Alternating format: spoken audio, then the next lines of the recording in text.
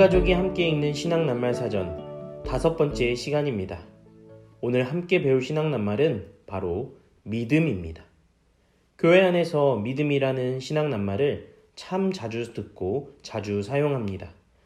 우리는 기도할 때에 흔히 믿음을 달라고 기도하기도 하고 종종 누군가에게 믿음을 가지라고 조언을 하기도 해요. 왜냐하면 그만큼 우리 신앙생활에 있어서 믿음이 중요하다는 것을 잘 알기 때문이에요. 그렇다면 믿음이란 무엇일까요?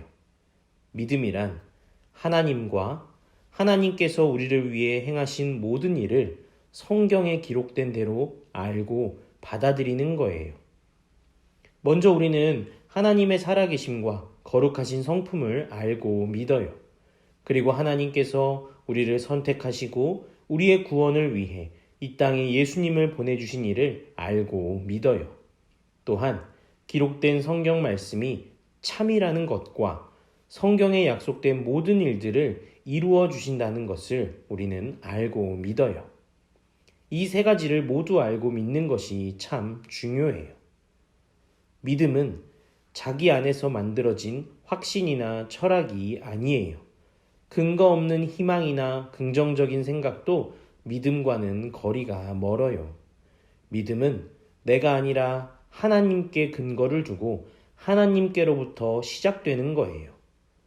그래서 에베소서 2장 8절은 너희는 그 은혜에 의하여 믿음으로 말미암아 구원을 받았으니 이것은 너희에게서 난 것이 아니요 하나님의 선물이라고 말하고 있어요. 믿음의 대상이 되시는 분도 하나님이시고 믿음을 주시는 분도 하나님이세요. 그렇기 때문에 우리가 믿음을 갖게 된 것은 전적으로 하나님의 은혜이고 선물이라고 말하고 있어요. 이렇게 하나님께서 선물로 주신 믿음을 가진 사람은 이 믿음을 가지고 이 세상을 살아가요. 믿음으로 고난을 이겨내기도 하고 거짓이 가득한 세상 속에서 옳은 일을 선택하기도 하며 가치 있는 일을 위해 오랜 시간 인내하기도 해요. 성경은 우리의 삶을 걸어가는 것 또는 싸우는 것으로 묘사하는데 믿음이야말로 우리가 끝까지 걸어갈 수 있고 끝까지 싸워서 이길 수 있는 가장 큰 원동력이 되어준답니다. 이 시간에는 어린이를 위한 신앙낱말 사전의 도움을 받아서 우리 아이들에게 믿음이 무엇인지 알려주는 시간을 갖도록 하겠습니다. 오늘 우리 아이들에게 믿음에 대한 신앙낱말 사전을 읽어주실 부모님을 소개할게요.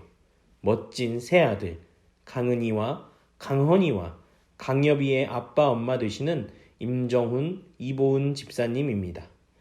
이 시간 우리 두 분 집사님께서 믿음에 대해 읽어주는 신앙낱말의 내용을 잘 들으시고 또 화면을 보면서 따라 읽어보시기 바랍니다.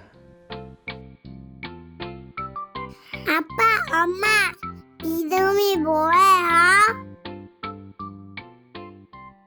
믿음은 그 말이 맞는 거라고 고개를 끄덕이는 거예요. 하나님이 이 세상을 만드시고 또 나를 사랑하셔서 예수님을 보내주시고 매일 지켜주신다는 사실을 확실히 아는 거예요. 믿음은 예, 아멘. 이라고 대답하는 거예요. 하나님이 성경을 통해서 나에게 말씀하신 것을 듣고 네, 제가 그렇게 할게요. 라고 대답하고 그 말대로 행동하는 거예요. 믿음은 끝까지 견디는 거예요. 어려움을 참고 견디면 하나님이 상 주실 것을 알기 때문에 힘들다고 주저앉아 포기하거나 하기 싫다고 돌아서지 않는 거예요. 믿음은 마음을 바꾸지 않는 거예요. 아침에 용서하기로 마음을 먹었으면 점심때쯤 미워하는 마음이 생길 때도 마음을 바꾸지 않고 계속 사랑하는 거예요. 믿음은 충성. 하는 거예요.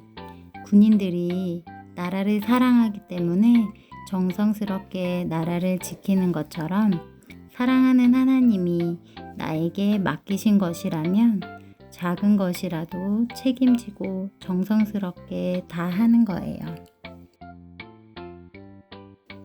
믿음은 새싹이 쑥쑥 자라듯이 자라나는 거예요. 어렸을 때는 엄마 아빠가 선물을 줄 때만 나를 사랑한다고 생각했는데 조금 자라니까 엄마 아빠가 혼내실 때도 나를 사랑한다는 것을 알아요.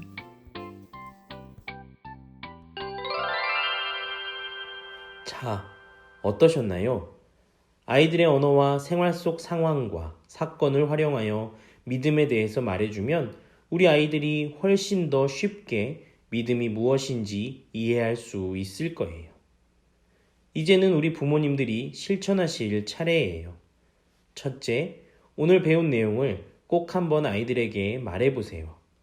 아이와 함께 등원, 하원하는 길에도 말해보시고 목욕시키면서도 말해보시고 잠들기 전에도 말해보세요. 특히 매사에 자신감이 없는 아이, 어려운 일을 만나면 쉽게 포기하는 아이가 있다면 하나님이 선물로 주시는 믿음이 무엇인지를 알려주면서 격려해 주시고 용기를 북돋아 주면 참 좋을 것 같아요. 둘째, 실제 아이들의 생활 속 상황에서 믿음을 설명할 수 있는 새로운 예시를 찾아보세요. 예를 들면 믿음은 새로운 안경을 쓰는 거예요. 시력이 나빠져서 앞이 흐리게 보였는데 안경을 쓰면 다시 앞이 선명하게 보여요. 이런 식으로 우리 아이들이 생활 속에서 믿음의 뜻을 이해할 수 있다면 참 좋을 것 같아요. 마지막 셋째, 우리 아이들을 위해 기도해 주세요. 어른들뿐만 아니라 아이들에게도 믿음이 꼭 필요해요. 신앙낱말 사전을 함께 읽으면서 하나님께서 아이의 마음과 생각 속에 믿음을 선물로 주시기를 꼭 기도해 보세요. 이것으로 온 가족이 함께 읽는 신앙낱말 사전 5번째 단어 믿음 편을 마치겠습니다. 다음 영상에서 뵙겠습니다.